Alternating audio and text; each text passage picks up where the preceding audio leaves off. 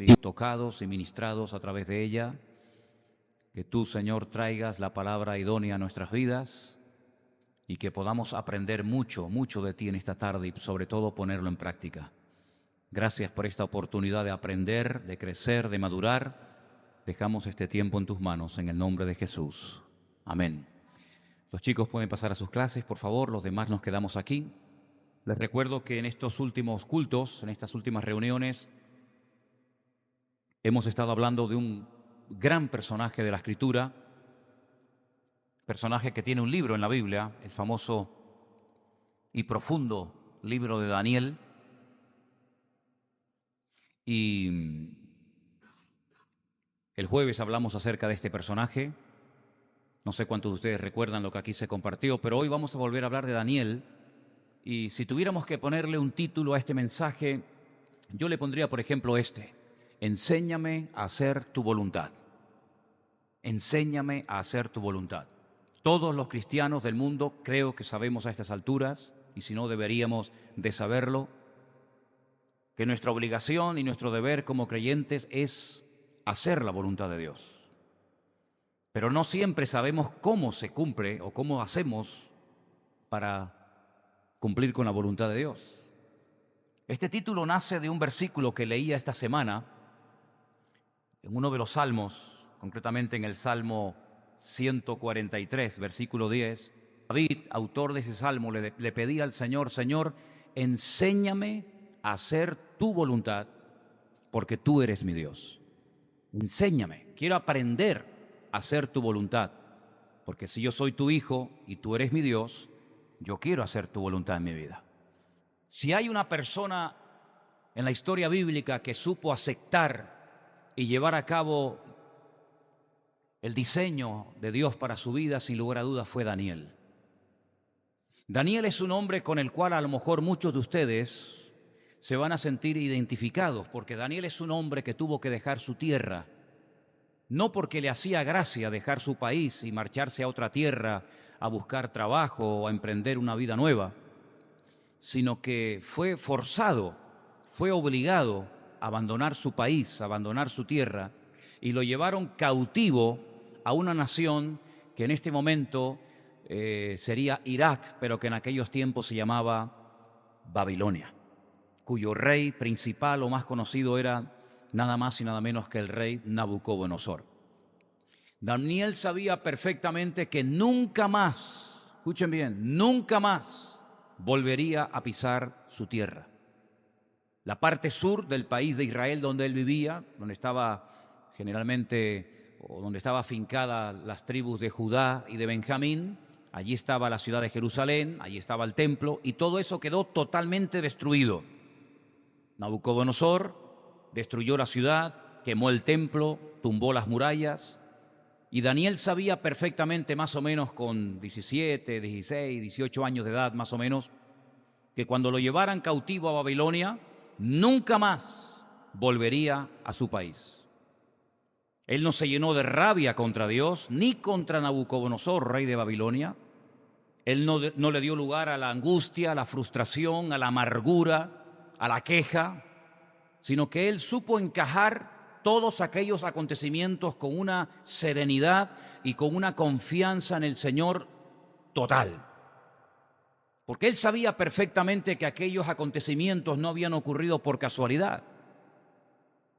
Él sabía perfectamente que detrás de la destrucción de la ciudad, detrás de la destrucción del templo, etcétera, etcétera, algo había sucedido en el mundo espiritual, algo había ocurrido durante mucho tiempo en ese lugar que había provocado esta catástrofe nacional.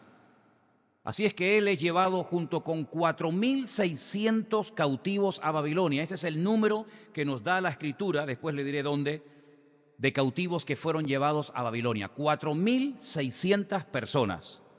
Y después les pondré al final, si me acuerdo, y hay tiempo para decirlo, una tarea para que ustedes vean cuántos regresaron después de un tiempo a Jerusalén. 4.600 fueron los hombres que fueron llevados, deportados a Babilonia. Pero yo quiero que ustedes descubran en diferentes partes de la Escritura cuántos volvieron después de unos años. Ahora, Daniel sabía perfectamente que él nunca más volvería a su tierra, pero miles de judíos sí volverían. Sí volverían. Porque él era un hombre que conocía las Escrituras. Y cuando una persona conoce las Sagradas Escrituras, a las cosas que ocurren, a las circunstancias que acontecen, se las interpreta desde una forma, desde un punto de vista completamente diferente. Repito, él no era un amargado, él no era un frustrado, él no estaba enfadado con Dios, ni mucho menos. Pero él sabía perfectamente que detrás de todos estos movimientos de multitudes de personas, de muertos, de cadáveres, de incendios, de destrucciones, de guerras, etc., Dios tenía todo bajo control.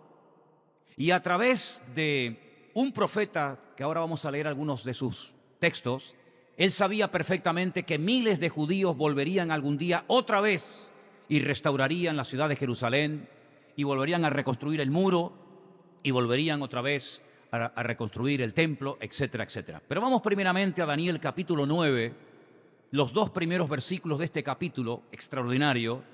Vamos a prestar atención a esos 2 versículos. Daniel 9, 1 y 2. Y dice así: en el año primero de Darío, hijo de Asuero, de la nación de los Medos, que vino a ser rey sobre el reino de los caldeos, en el año primero de su reinado, yo, Daniel, miré atentamente en los libros el número de los años de que habló el Señor al profeta Jeremías, que habían de cumplirse las desolaciones de Jerusalén en 70 años. Digan conmigo, 70 años. Más fuerte, 70 años. Daniel sabía que no iban a estar toda la vida en Babilonia.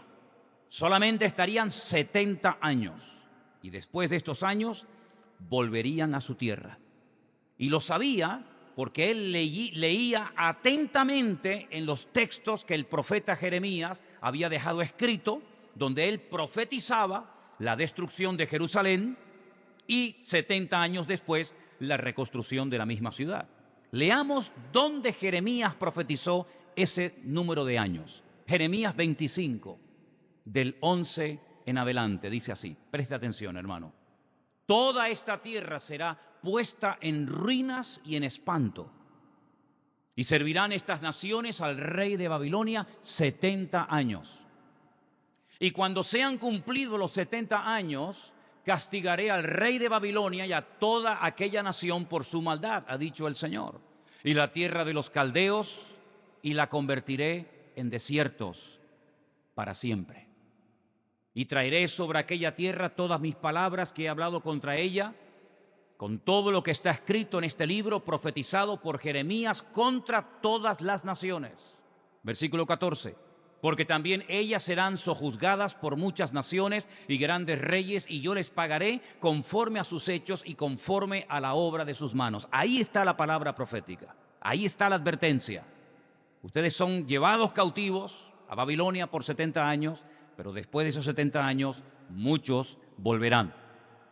Lo vuelve otra vez a decir en el mismo libro, capítulo 29, versículo del 10 en adelante, y dice así: porque así ha dicho el Señor, cuando en Babilonia se cumplan los 70 años, yo os visitaré y despertaré sobre vosotros mi buena palabra para hacerlos o para haceros volver a este lugar.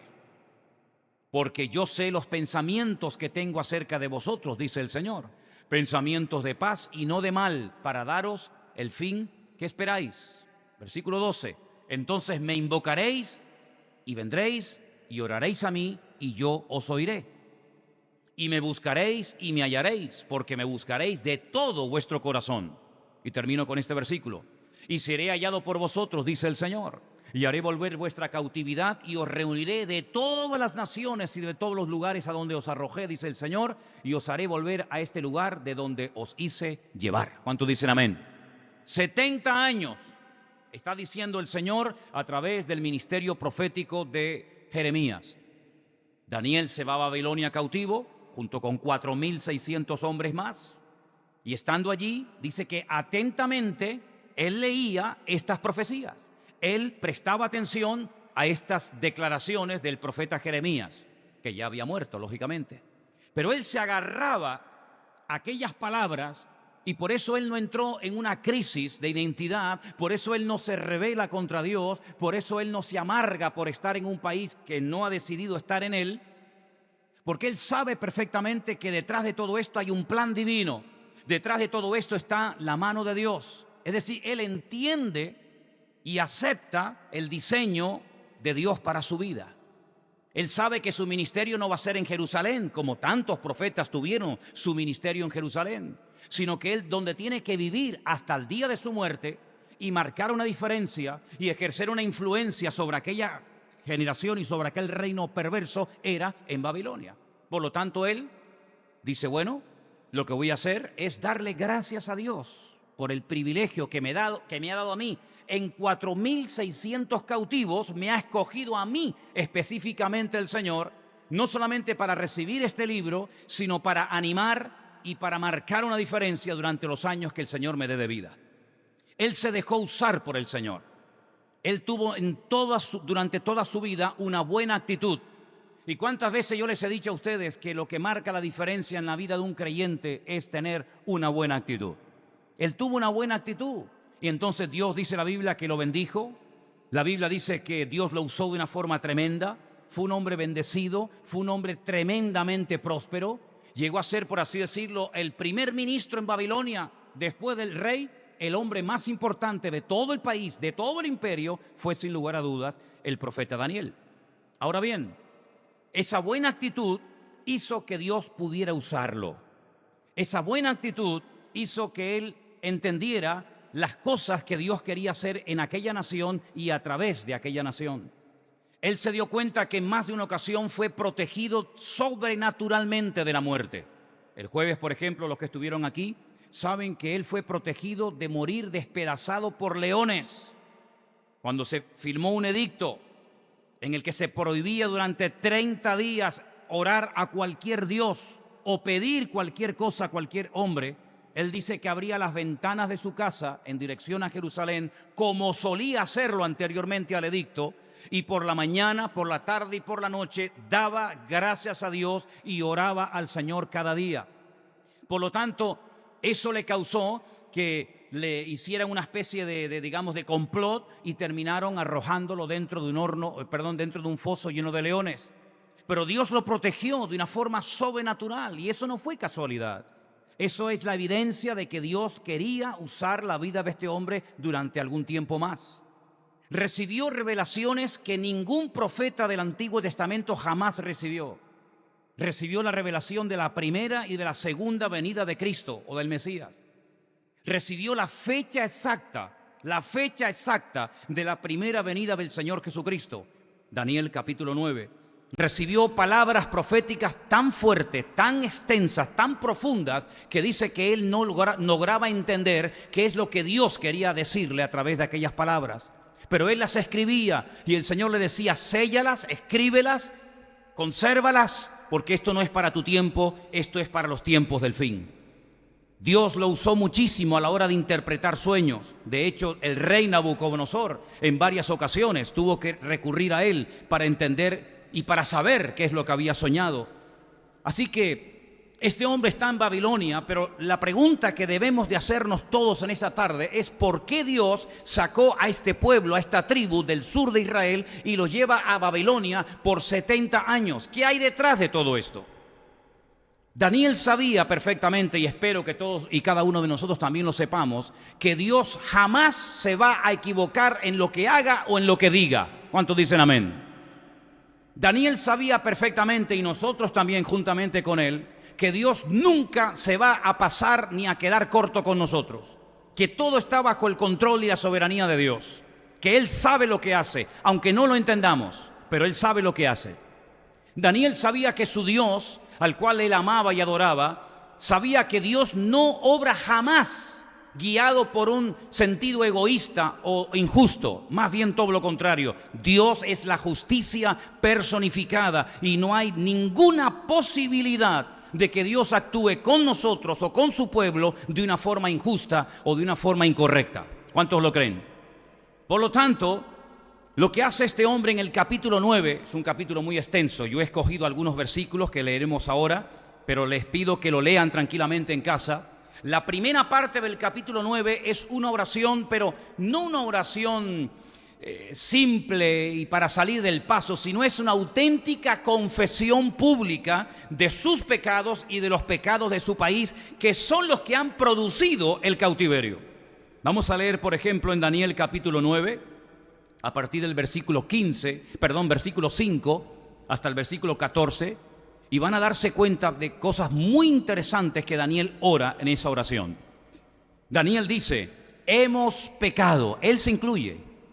Hemos pecado, hemos cometido iniquidad, hemos hecho impíamente, hemos sido rebeldes, nos hemos apartado de tus mandamientos y de tus ordenanzas. No hemos obedecido a tus siervos los profetas que en tu nombre hablaron a nuestros reyes, a nuestros príncipes, a nuestros padres y a todo el pueblo de la tierra.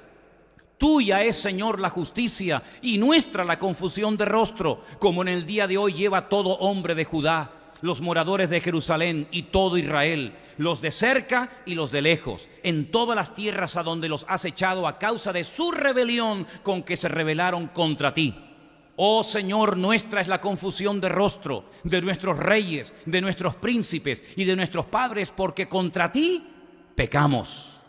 Oh Señor Dios nuestro, del Señor Dios es el tener misericordia y el perdonar, aunque contra Él, otra vez lo menciona, nos hemos rebelado.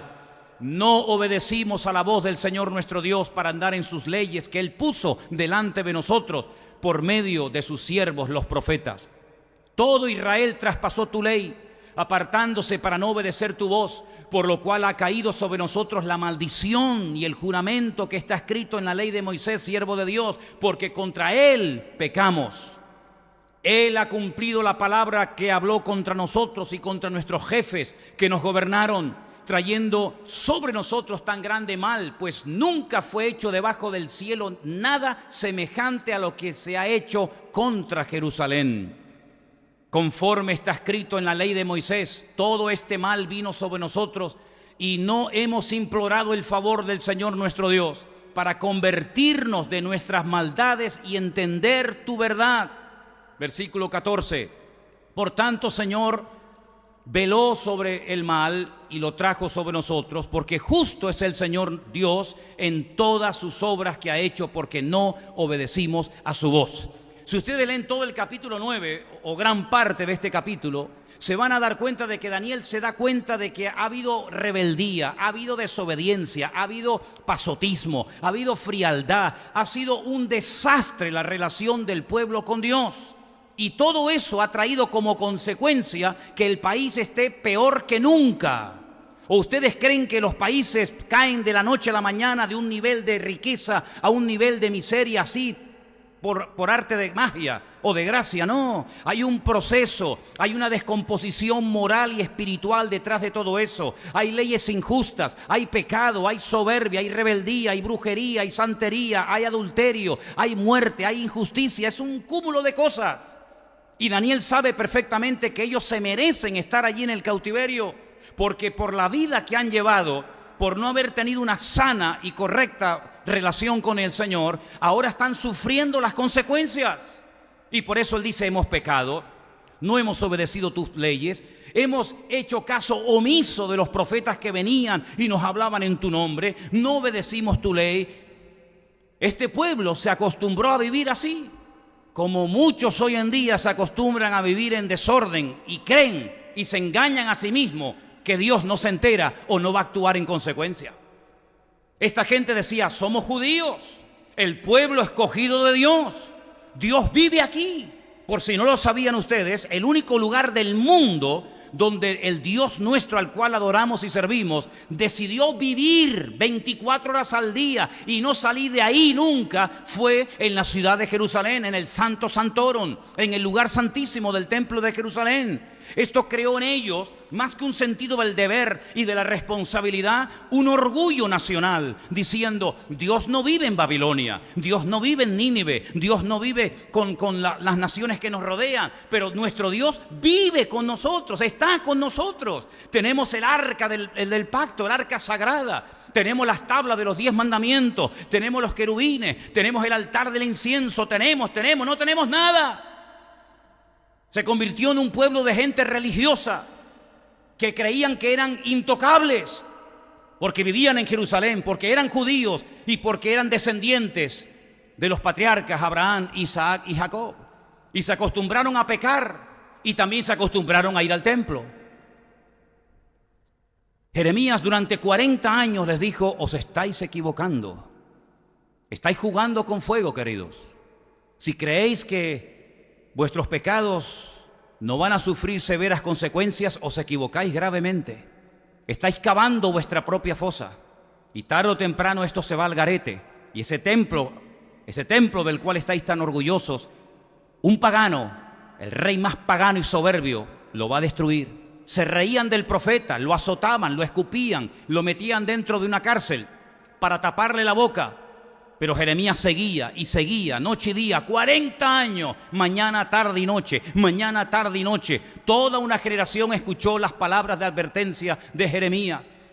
Creían que era un traidor, que se había pasado al enemigo, porque las tropas de los caldeos, de los babilónicos, habían rodeado la ciudad de Jerusalén, y él les decía a los soldados de Judá, él les decía al rey de Israel, de Judá: arrepiéntanse, y si no se van a arrepentir, no sigan peleando, porque esta batalla no la vais a ganar. Dice que de esta manera los enemigos decían de Jeremías que desmoralizaba a las tropas, que hacía que los soldados tuvieran miedo y pensaran en la posibilidad de entregar las armas al enemigo. Pero él les decía: no peleen una batalla que no van a ganar, en la cual pueden perder la vida, porque por vuestros pecados, por vuestra idolatría, etcétera, etcétera, esta ciudad va a ser destruida. Y así fue. Ellos creyeron durante muchos años que Jerusalén era intocable, la ciudad del gran rey, en el monte de Sión, donde tenemos allí nuestro templo, nuestra Torá, etcétera, etcétera. El enemigo no podrá entrar a esta tierra porque estamos protegidos de la mano del enemigo. Hermanos, nosotros los cristianos estamos protegidos de la mano del enemigo, sí, claro, pero siempre y cuando estemos alineados con Él.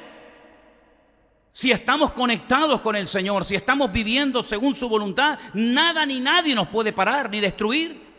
El enemigo ni siquiera se puede acercar a nuestra vida. Pero en el momento en el que bajamos la guardia, en el momento en el que no hacemos la voluntad de Dios, somos tan vulnerables como cualquiera. Y eso fue lo que ocurrió. Jerusalén fue destruida. Se preguntarán ustedes: ¿y por qué enfatiza tanto el profeta Jeremías 70 años, 70 años, 70 años? ¿Por qué? Ya lo hemos explicado en varias ocasiones. Para los que lo saben y para los que lo ignoran, lo volveré a repetir. Dios les dio al pueblo de Israel una ley, una Torá, unas instrucciones, en las cuales hay 613 mandamientos. No solamente los 10 mandamientos que la mayoría de la gente conoce y cumplen los que le interesa, y los que no le interesa los dejan a un lado, sino que les dio 613 mandamientos. Y ahí estaba toda la vida del pueblo de Israel controlada. Fueras agricultor, fueras ganadero, fueras profeta, fueras juez, fueras rey, casado, soltero, viuda, separado, convertido, da igual. Allí estaba todo lo que Dios quería que el pueblo supiera. Una de las leyes que le dio, de las 613, consistía en el reposo de la tierra, en el descanso de la tierra cada 7 años. La Shemitá, una ley que lógicamente solamente podían cumplirla los agricultores. El que no era agricultor, pues no le afectaba directamente, pero el que era agricultor tenía que dejar sus campos, sus fincas, sus terrenos al 7º año sin sembrar. Reposo total y absoluto de la tierra. Dependencia total del Señor, creyendo que la cosecha del 6º año sería tan abundante que podrían vivir el 6º, el 7º y lógicamente el 8º, porque si no habían sembrado el 7º no había cosecha para el 8º. 490 años permaneció Israel desde que entró con Josué, ¿se acuerdan? Desde que entró con Josué a la tierra prometida hasta que ocurre el cautiverio en Babilonia, pasaron 490 años. Si cada 7 años tenían que dejar reposar la tierra y nunca lo hicieron en 490 años, quiere decir que durante 70 años la tierra no reposó. 70 por 7, 490. Esa es la razón por la que el profeta Jeremías dice 70 años, 70 años, 70 años. Hay un versículo que quiero que leamos en esta tarde para que veáis cómo Dios quería que la tierra reposara sí o sí. Segunda de Crónicas, capítulo 36, versículos 20 y 21. Mire cómo lo explica perfectamente ahí el texto. Los que escaparon de la espada fueron llevados cautivos a Babilonia y fueron siervos de él y de sus hijos hasta que vino el reino de los persas, para que se cumpliese la palabra del Señor por boca de Jeremías, hasta que la tierra hubo gozado de reposo. ¿Lo veis? Porque todo el tiempo de su asolamiento reposó hasta que los 70 años fueron cumplidos. Ellos pensaban que eso de dejar reposar la tierra cada 7 años no era tan importante. Otras cosas eran más importantes, pero esa, al fin y al cabo, algo que hay que hacer cada 7 años, si no lo hacemos, no pasa nada. Y hay muchísima gente hoy en día así. Si yo hago esto, aunque 100% no sea la voluntad de Dios, no pasa nada. Si no vengo a la iglesia, sino cuando me da la gana, no pasa nada. Si no oro, no pasa nada. Si no apoyo la obra de Dios con mis diezmos y ofrendas, como dice la Biblia, no pasa nada. Si llevo una doble vida y mi vida privada es completamente opuesta a mi vida pública, no pasa nada. Si no leo la Biblia mucho y no aprendo textos de la Biblia y no evangelizo y gano almas para Cristo, no pasa nada. Si vengo aquí o no vengo, no pasa nada. Y así van muchos por la vida, no pasa nada, no pasa nada, no pasa nada. Así se acostumbró a vivir Judá y Benjamín, con el no pasa nada. Dios es bueno. Y claro que Dios es bueno, y claro que Dios es amor. ¿Y quién dice lo contrario? Pero ese Dios que es bueno, ese Dios que es amor, también es un Dios justo. Y establece leyes y normas, te gusten o no te gusten. No es Dios el que se tiene que adaptar a nosotros. Somos nosotros los que tenemos que adaptarnos a Él y obedecerle a Él. No es que yo pellizco de la Biblia, esto me gusta, esto me gusta, esto me gusta, pero esto no me hace gracia, lo dejamos para un lado. O como algunos hacen, creyéndose sabios, y dice que algunos queriendo ser sabios hacen necios. Esto es para los cristianos, esto es para los judíos. Y cuando me interesa me hago judío, y cuando me interesa me hago cristiano. Y cuando me interesa digo esto era para antes, y cuando me interesa digo esto para ahora y para mí. Esa es la forma como viven muchos hoy en día, montándose su vida, su manera, ¿verdad? Con sus planes particulares. Así vivió esta gente durante años, y ahí estaban los profetas, un día, otro día, por la mañana, por la tarde, por la noche. No pasa nada, hasta que pasó. ¿Saben que el último rey, hubieron muchos, ustedes saben, el último rey que tuvo Jerusalén se llamó, ¿alguien sabe? Sedequías. Sedequías, en el capítulo 52 de Jeremías, miren lo que hace el último rey antes de que Nabucodonosor destruya la ciudad. Escuche bien esto, por favor. Jeremías, capítulo 52, del 7 en adelante. Fue abierta una brecha en el muro de la ciudad. Se calcula que estuvieron como 1 año y medio los caldeos rodeando la ciudad, cortando el suministro de agua, batallando contra la ciudad, y después de un largo tiempo fue abierta una brecha en el muro de la ciudad. Y todos los hombres de guerra huyeron y salieron de la ciudad de noche por el camino de la puerta entre los 2 muros que había cerca del jardín del rey, y se fueron por el camino del Arabá, estando aún los caldeos junto a la ciudad alrededor. El ejército de los caldeos siguió al rey. Alcanzaron a Sedequías en los llanos de Jericó. Los que habéis estado allí conmigo, sabéis más o menos la distancia que hay entre Jerusalén bajando por el camino del buen samaritano. Es el camino que había y que sigue estando. Y era el camino que llegaba directamente a la ciudad de Jericó, la ciudad de los sacerdotes. Bueno, pues allí llegó a Jericó y lo abandonó todo su ejército. Entonces prendieron al rey y le hicieron venir al rey de Babilonia, a Ribla, en tierra de Hamat, donde pronunció sentencia contra él. Degolló el rey de Babilonia a los hijos de Sedequías delante de sus ojos. Imagínate que maten a tus hijos, que les corten el cuello delante de ti para que sufras. Y también degolló en Ribla a todos los príncipes de Judá. No obstante, el rey de Babilonia solo, le hizo un gran favor, solo le sacó los ojos. ¿Alguien voluntario esta tarde para que se lo saquemos a ver si duele? Solo le sacó los ojos. Ay, gracias. Y le ató con grillos y lo hizo llevar a Babilonia y lo puso en la cárcel hasta el día que murió. Duro esto, ¿eh? ¿Te gustaría terminar así tu vida? Terrible, ¿no? Esto se podía haber evitado. La muerte de Ezequías se podía haber evitado. Jeremías le dijo, ríndete, si Dios ya no está con nosotros, si ustedes hace mucho tiempo que se desconectaron de Dios, ¿cómo pueden pretender que Dios nos defienda cuando ustedes se han limpiado las manos y no quieren saber nada de Dios? Esto me recuerda a lo que pasó cuando cayeron las 2 torres gemelas en Nueva York, ¿se acuerdan?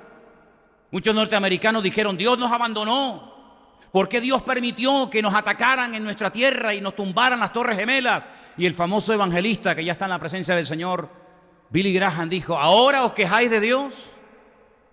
¿Ahora le echáis la culpa a Dios, al Dios que habéis abandonado? Después de haber quitado la oración en las escuelas, después de haber prohibido evangelizar en muchos estados de los Estados Unidos a una persona hablándole del evangelio, después de que habéis quitado la Biblia de muchos lugares, ¿ahora os quejáis de que Dios nos ha abandonado? Más bien deberíamos de arrepentirnos y de lamentarnos de haber abandonado nosotros al Señor y no el Señor a nosotros. Pues así pasó, así pasó. El profeta Jeremías le decía, mira, por la mala vida que llevas, Dios no te va a defender, estás solo. Y cuando uno tiene el respaldo de Dios, hermano, uno pelea hasta la muerte si hace falta. Pero cuando Dios no te respalda, ¿a qué te agarras? ¿Cuál es el punto de referencia? ¿Cuál es tu apoyo? Ríndete. No lo quiso hacer. Prefirió huir, creyendo que de esa manera iba a salvar su vida. Y dice que salió de noche por una de las puertas que aún se pueden visitar en Israel, la famosa cueva de Sedequías, donde tantas barbaridades se hacen cada año allí. Huyó con su ejército hasta el desierto, cerca de la ciudad de Jericó. Los soldados lo dejan más solo que la una. Llegan, lo atrapan, lo encadenan, le ponen grillos, le arrancan los ojos, se lo llevan a Babilonia y allí matan a sus hijos delante de él y allí muere como un perro. ¿Qué necesidad tiene la gente de sufrir? ¿Qué necesidad tiene de tocar fondo? ¿Qué necesidad tiene de terminar tus días botado como un perro en un garaje, en un solar o en un hospital o donde sea? ¿Qué necesidad tienen muchos que se llaman cristianos de terminar sus días así? Es que, ¿saben lo que pasa? Es que la actitud esa de que no pasa nada es mentira. El Señor dice que la paga del pecado siempre será la misma. Eso si lo leía un hermano del siglo I y lo lee un hermano del siglo IV y lo lee un hermano de la Edad Media y lo lee un cristiano de esta época, siempre leerá lo mismo, que la paga del pecado es la muerte. Pero algunos no se lo creen. Algunos no se lo creen. No importa que yo tenga una querida, no importa. ¿Qué más da? Dios es bueno. ¿Y qué importa si me congrego o no me congrego? ¿Qué más da? ¿Y qué más da si leo la Biblia o no leo? Total, Dios no sabe nada, no se entera. Es como un viejito cansado que ya tiene tantas cosas en la cabeza y tiene tantos asuntos que resolver, que ya si yo hago lo malo o lo bueno, Él ni se da cuenta. Pues no, Señor. Dice la Biblia que los ojos del Señor recorren toda la tierra y Él sabe perfectamente cómo estamos y sabe perfectamente lo que estamos haciendo. ¿Cuántos dicen amén? Ellos creían que podían hacer lo que les daba la gana, pues se equivocaron. Desde el más grande hasta el más pequeño, todos se equivocaron, todos. Ahora fíjense el método, ¿no? Primero viene la palabra, la amonestación. La palabra para sacudir a la gente, para amonestarte, para abrirte los ojos. ¿No haces caso? ¿No quieres oír? ¿Prefieres matar al vocero que hacer caso al mensaje? Muy bien. Viene el juicio, viene el castigo.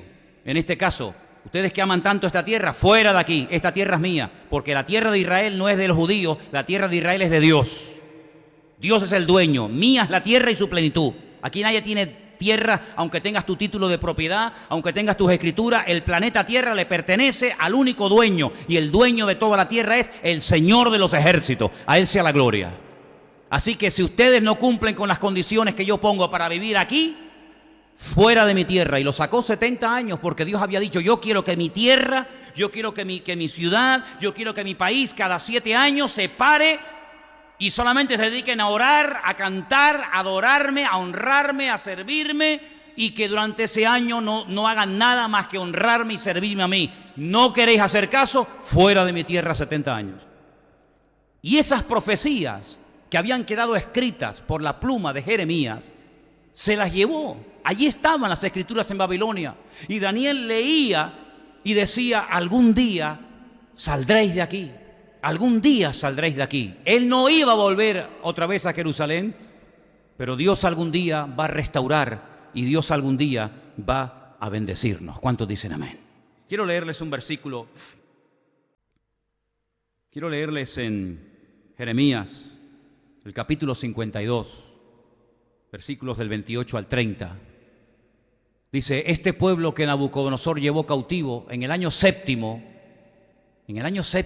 llevó a 3.023 hombres de Judá.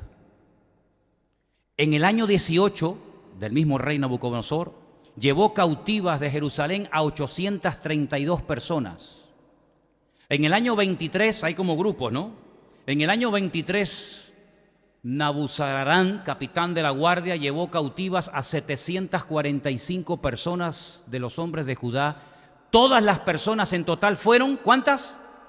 4.600. Es decir, 4.600 personas se lleva cautivas, aparte de los que había matado, los que habían destruido en Jerusalén.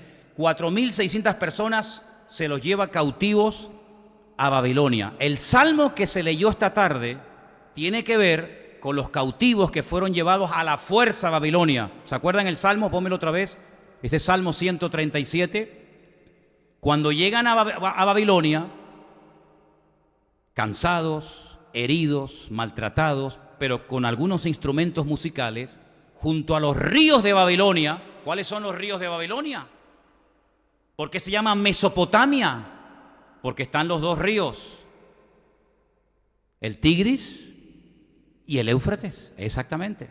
Junto a esos ríos de Babilonia, allí nos sentábamos y llorábamos, acordándonos de Sión. Sión es una palabra que se utiliza muchas veces para referirse a Jerusalén, aunque hay un monte a las afueras de Jerusalén que se llama el monte de Sión, pero muchas veces en vez de decir Jerusalén, se emplea la palabra Sión, ¿vale?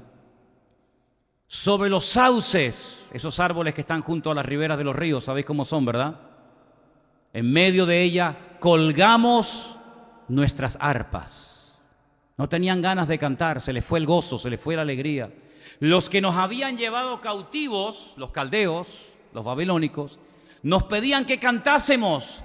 Oye, pues aprovechemos, aunque estamos doloridos y sin fuerzas, aunque estamos humillados, aunque estamos cansados, aunque estamos destruidos porque han quemado nuestra ciudad. Bueno, si los inconversos nos piden que les cantemos, aprovechemos la tesitura, aprovechemos el momento para por lo menos hablar de nuestro Dios y cantarles algún salmo y dar testimonio.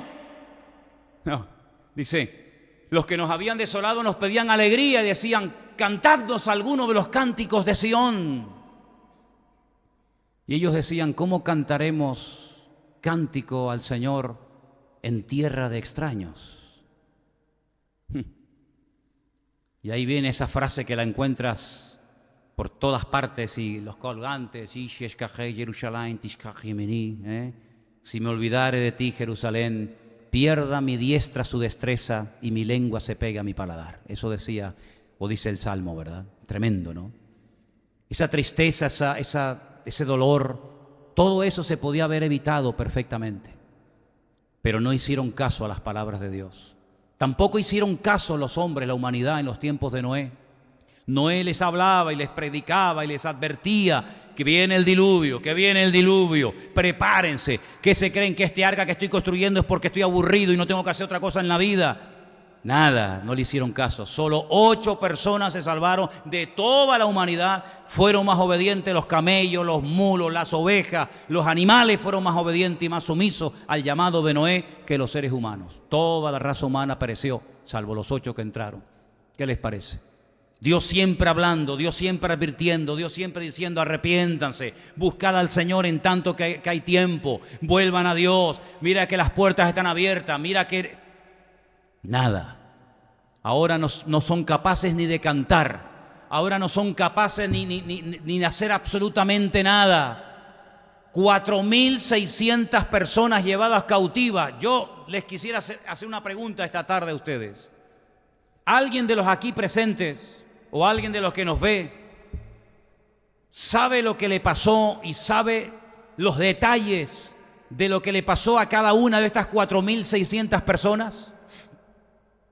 ¿Verdad que no? ¿Verdad que no?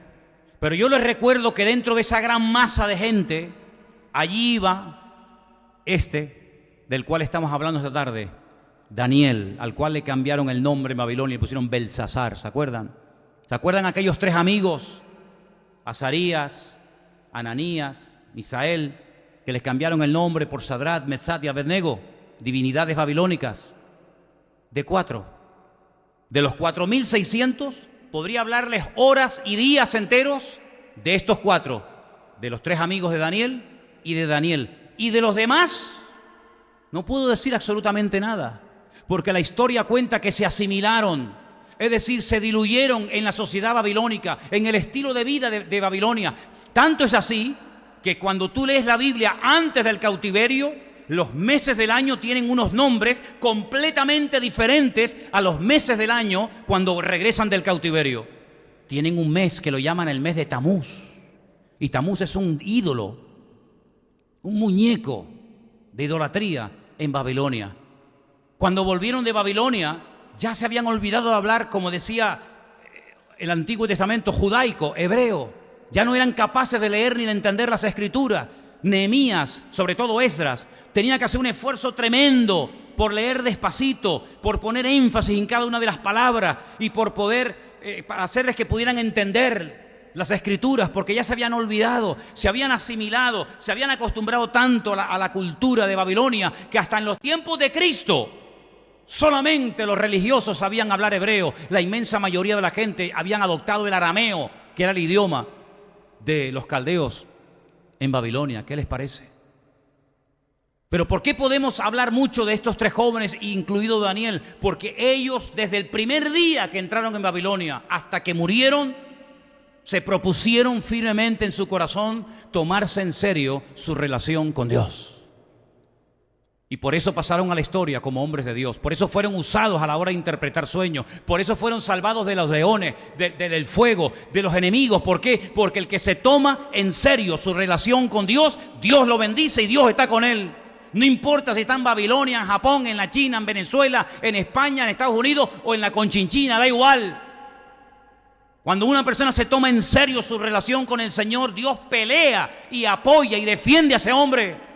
Y no importa dónde se encuentre, si está casado, soltero, si tiene trabajo o no tiene trabajo, si está en la cárcel o está en el ejército o está donde esté, no importa. Cuando una persona como Daniel y como estos jóvenes se toma en serio su relación con el Señor, aunque te cambien el nombre, aunque te quieran meter a la fuerza la religión y la filosofía y la cultura de Babilonia, no te van a cambiar. Te podrán cambiar por fuera, pero por dentro al hombre de Dios no se le puede cambiar, porque ha puesto su mirada y su confianza en el Señor. ¿Cuántos dicen amén?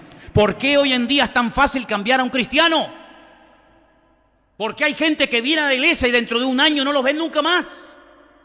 Y a esta gente los apaleaban, los quemaban, los crucificaban, los echaban a los leones, los echaban al fuego y no había forma de cambiarlos. Les mataban al padre, le quemaban a los hijos, le mataban a la mujer, le violaban a las hijas delante, los llevaban a tierra extraña, le cambiaban el nombre, le ponían nombres de demonios y no había forma de que claudicaran tú.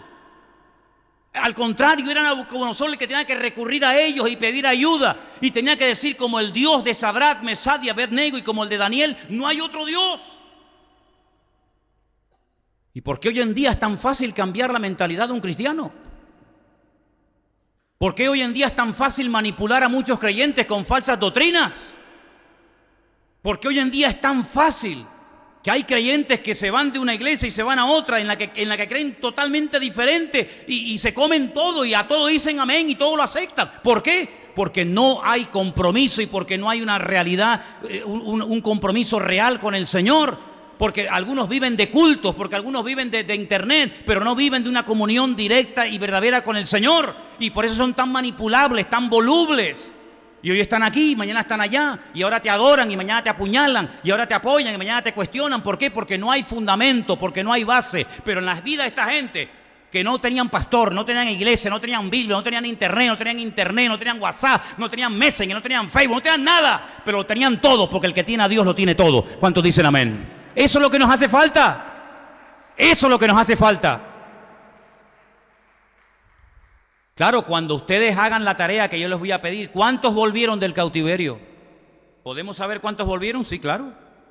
Léete Esdras, por ejemplo, y te van a dar los nombres de todos los hombres y personas que volvieron. Suma, a ver cuántos volvieron.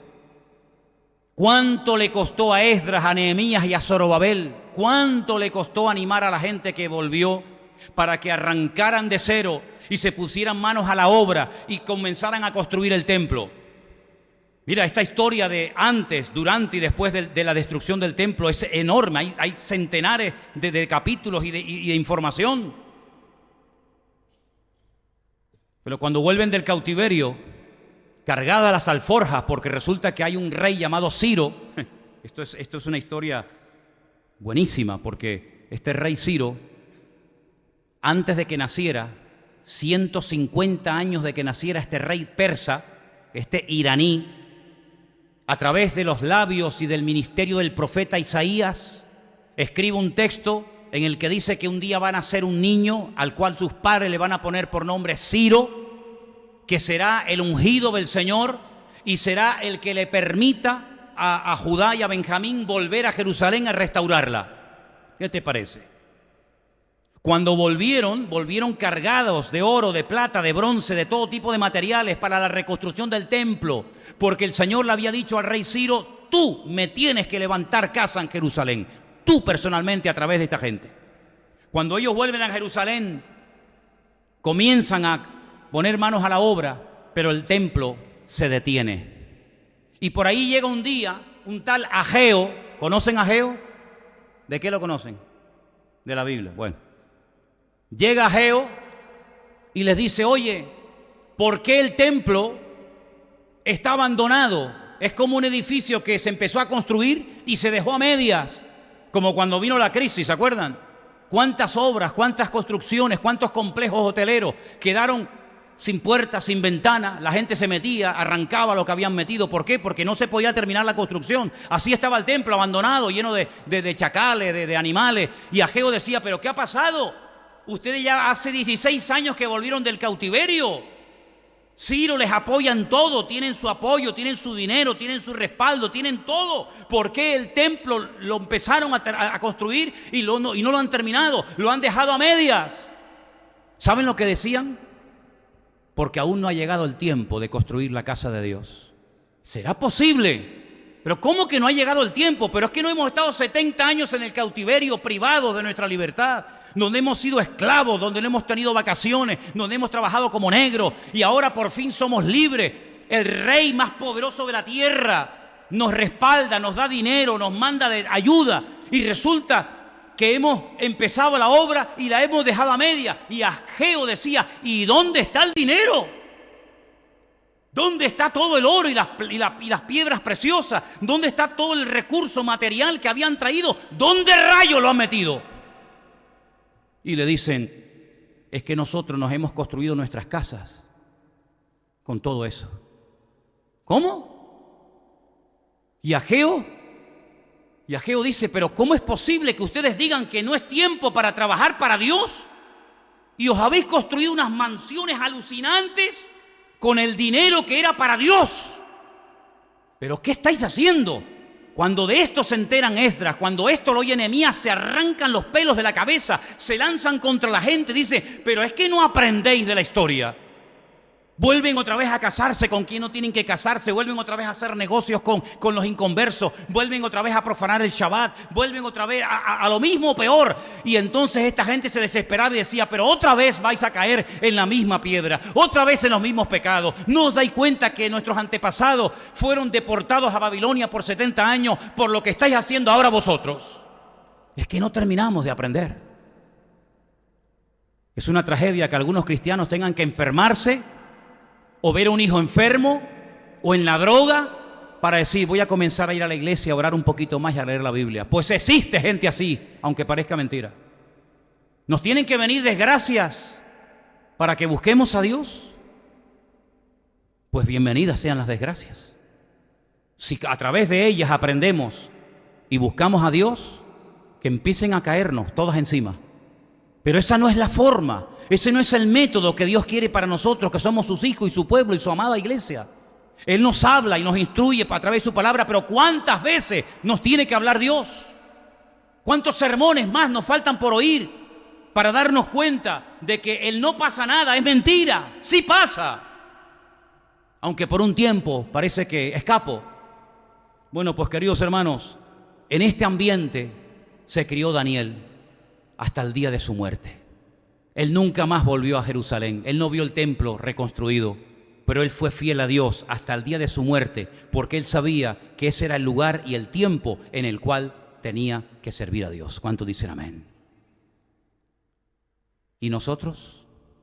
¿Cuánto más les tengo que predicar ya a ustedes? ¿Saben cuántos años llevo subido a este púlpito? ¿Saben cuántos sermones hay almacenados en internet? ¿Saben cuántas horas de estudio bíblico y de predicaciones y de consejos y de oraciones hemos tenido en estos últimos 17 años? Si echáramos suma y comenzáramos a sumar todos los sermones, los estudios bíblicos, las oraciones, los consejos, las palabras, no sé qué, no sé cuánto, no es por oír más, no es por oír, y no es porque lo diga fulano o lo diga mengano, sino es porque en el fondo de nuestro corazón yo creo que es tiempo de que comencemos a tomarnos más en serio nuestra relación con Dios. ¿Hay alguien aquí que se va a tomar en serio su relación con Dios? Luego, a partir de mañana tu vida será completamente diferente.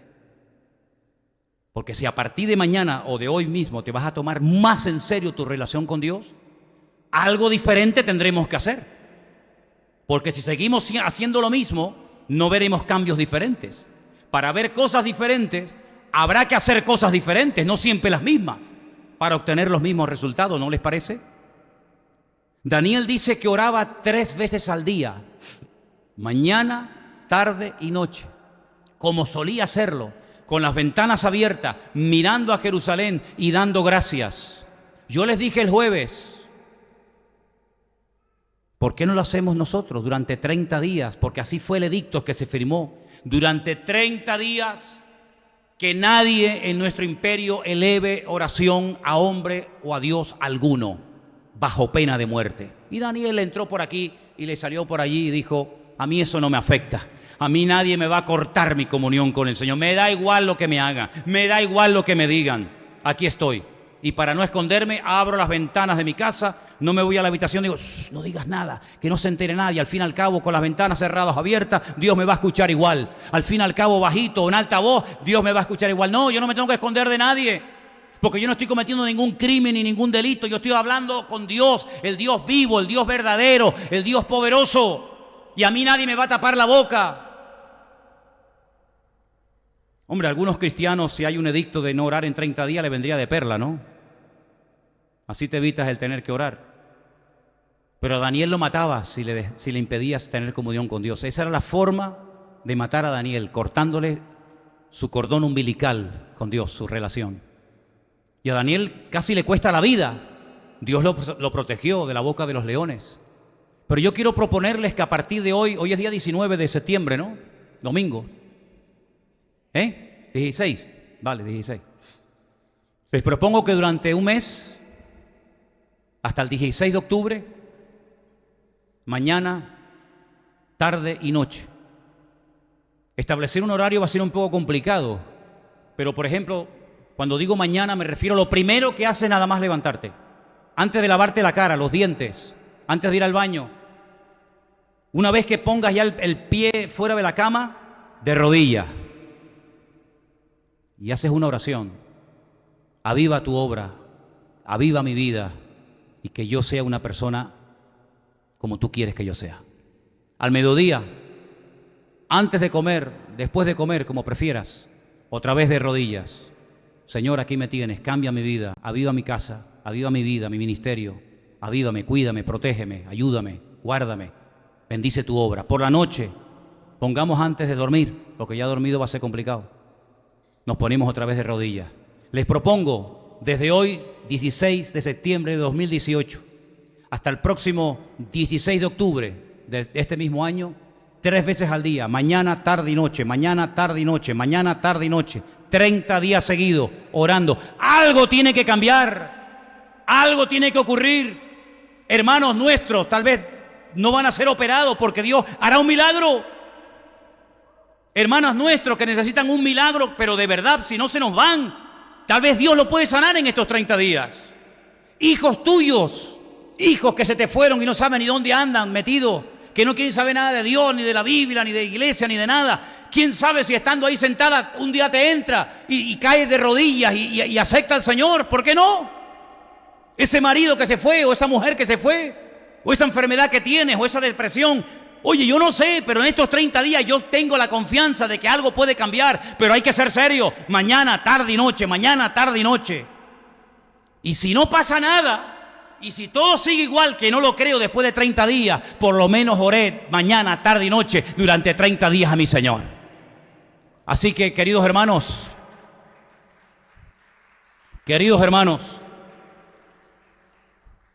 no busco gente que para quedar bien digan, sí, yo lo voy a hacer. Porque lo haga usted o no, a mí me da igual. Me afectaría en el sentido que me daría pena por ti. Pero yo lo voy a hacer, lo hagas tú o no, me da exactamente igual. Pero solamente le voy a pedir en esta noche, y por favor, mire, piénselo bien, porque usted no se está poniendo de pie a lo que yo voy a decir ahora. No lo hagas por emoción, no lo hagas para que no te diga nada la mujer que estás al lado, no lo hagas por eso, No lo hagas por eso, me da igual si se levantan todos o se levanta uno, me da igual, exactamente igual. Solamente voy a pedir que los que a partir de hoy, bueno, ya de mañana, ¿sí? Porque si es mañana, tarde y noche, arrancamos a partir de mañana, se comprometan delante de Dios. Yo no tengo ningún compromiso contigo ni tú conmigo. Yo no pacto con hombres, ni usted tiene que pactar conmigo. Esos son rollos raros que enseñan por ahí. Aquí no hacemos pacto con hombres, aquí hacemos pacto con Dios. ¿Vale? Si ha hecho pacto con hombre, ya lo puede estar rompiendo. Usted haga pacto con el Señor. Usted quiere ir en serio con el Señor. Y usted a partir de mañana, cuando se levanta por la mañana, me pongo de rodillas y voy a orar a Dios. Y no que voy en el coche y Señor, no. Lo primero, eso, a mediodía y a la noche, 30 días seguidos. Solamente a eso les voy a pedir que se pongan de pie. A los demás que se queden sentados, no pasa nada. No va a pasar nada si usted no se pone de pie. Solamente los que lo vayan a hacer. Y los que los vayan a hacer, vamos a orar en este momento para que el Señor nos ayude a todos a cumplir con este compromiso que hacemos delante de Él y que Dios nos ayude el día 16 de octubre aquí decir, Señor, con tu ayuda logré orar 3 veces cada día, por la mañana, por la tarde y por la noche, para que tú avives tu obra y cambies mi vida. ¿Cuántos lo creen? Cierra tus ojos ahí donde estás, por favor. Ahí donde tú estás, Dios te está viendo, Dios te está escuchando, te conoce perfectamente. Dile con tus propias palabras al Señor ahora mismo, Señor, yo quiero, tal vez por primera vez en mi vida, comprometerme a hacer algo así. Por la mañana, nada más levantarme, al mediodía y antes de dormir, ponerme de rodillas, solo o acompañado, me da igual, pero delante de Dios, a orar por mi vida y por tu obra, Señor. Y Dios puede hacer cosas impresionantes en este mes, hermanos, créanme. Estamos a punto probablemente de ver cosas que nunca en nuestra vida se nos habían ni siquiera pasado por la mente que veríamos. Pero Dios nos puede dar grandes sorpresas. Nuestra hermana Rosy necesita un milagro. Nuestro hermano Armando necesita un milagro. Yolanda necesita un milagro. Muchos de los que estamos aquí necesitamos un milagro, un cambio, una renovación espiritual, una transformación interior. No me digan ustedes que hemos llegado a un punto en nuestra vida en el que ya estamos totalmente satisfechos y a nosotros no nos hace falta de nada.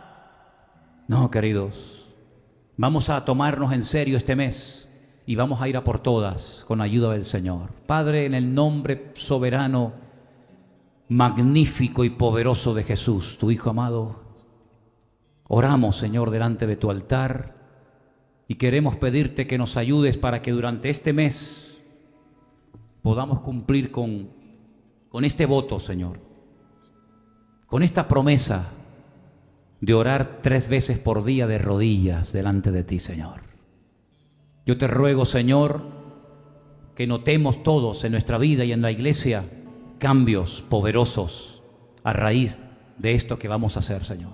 Porque yo sé que tú eres galardonador de los que te buscan. Y yo sé, Señor Jesús, que si lo hacemos de corazón, sinceramente, tú vas a bendecir a tu pueblo de alguna manera, Señor. Señor, gracias de antemano te damos, porque sabemos que va a ser algo que va a traer bendición a la iglesia, a las familias, a los jóvenes, a los niños, a las maestras de escuela dominical, a cada uno de nosotros va a traer renuevo. Y también oramos porque sé que hay muchos hermanos, porque así nos lo han hecho saber, que lo van a hacer en Israel, que lo van a hacer en la península, que lo van a hacer en muchas naciones del mundo. Y te pido, Señor, que juntos, unánimes, oremos para que haya un despertar espiritual en la iglesia del Señor. Que haya un apego a las Sagradas Escrituras, Señor. Que haya un amor por ti, por tu obra, como jamás en la vida habíamos pensado tenerlo. Y que veamos auténticos milagros, vidas transformadas, gente sanada, situaciones transformadas por el poder de Dios. Señor, abre, Dios mío, las compuertas de los cielos y derrama de tu bendición sobre tu amada iglesia. Aleluya. Y te damos gracias porque sabemos que con tu ayuda lo conseguiremos. En el nombre de Cristo Jesús. Amén y amén. Fuertes aplausos al Señor en esta noche. Aleluya. Amén.